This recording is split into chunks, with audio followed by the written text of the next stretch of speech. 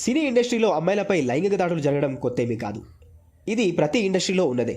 కానీ బయటకు వచ్చి పోలీస్ కంప్లైంట్ ఇస్తే తమ జీవితాలు ఏమి అవుతాయో అనే భయంతో చాలామంది అమ్మాయిలు సర్దుకుపోతుంటారు ఇండస్ట్రీలో.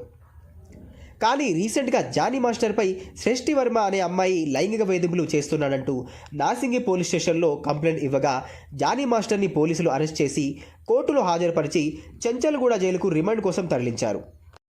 జానీ మాస్టర్ స్థాయి వ్యక్తికే కఠిన శిక్ష పడే అవకాశాలు కనిపించడంతో ఇండస్ట్రీలో ఇప్పుడు ఒక్కొక్కరుగా ధైర్యంగా ముందుకు వస్తున్నారు.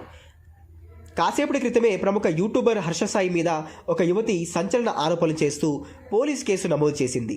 హర్ష సాయి తనతో ప్రేమాయణం నడిపి పెళ్లి పేరుతో మోసం చేశాడని, తన దగ్గర 2 కోట్ల రూపాయలు కూడా తీసుకున్నాడని ఆ యువతి హైదరాబాద్లోని నార్సింగ్ పోలీస్ స్టేషన్లో ఫిర్యాదు చేసింది. హర్ష సాయికి అతని తండ్రి సహకారం కూడా ఉందని, అతనే దగ్గరుండి ఇవన్నీ చేయిస్తున్నాడని హర్ష సాయి తండ్రిపై కూడా ఆమె కంప్లైంట్ ఇచ్చింది. దీంతో ఈ ఘటన ఇప్పుడు సోషల్ మీడియాలో హాట్ టాపిక్గా మారింది. ఒక సాధారణ మధ్యతరగతి కుటుంబం నుండి వచ్చిన హర్ష సాయి యూట్యూబ్ ద్వారా కోట్లాది మంది తెలుగు ప్రేక్షకులకు సుపరిచితమయ్యాడు. ఇతను తన ఛానల్లో అప్లోడ్ చేసే యూట్యూబ్ కంటెంట్కి విపరీతమైన క్రేజ్ ఉంటుంది. ప్రతి వీడియోకి మిలియన్ల కొద్ది లైక్స్, వ్యూస్ వస్తుంటాయి. యూట్యూబ్ ద్వారా ఇంతటి ఫ్యాన్ ఫాలోయింగ్ని సంపాదించుకున్న యూట్యూబర్ మరొకరు లేరు అనడంలో ఎలాంటి అతిశయోక్తి లేదు. దాదాపుగా 1 కోటి మంది సబ్స్క్రైబర్స్ ఈయన యూట్యూబ్ ఛానల్కి ఉన్నారు.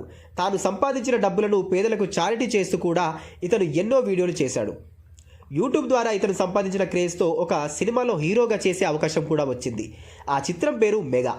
7 ఏడాది క్రితం ఈ సినిమా ప్రారంభించి కొంత భాగం షూటింగ్ చేసి టీజర్ని కూడా విడుదల చేశారు. ఈ టీజర్కి 12 మిలియన్ల వ్యూస్ కూడా వచ్చాయి. అయితే ఈ సినిమా ఆ తర్వాత ఏమైందో ఎవ్వరికీ తెలీదు.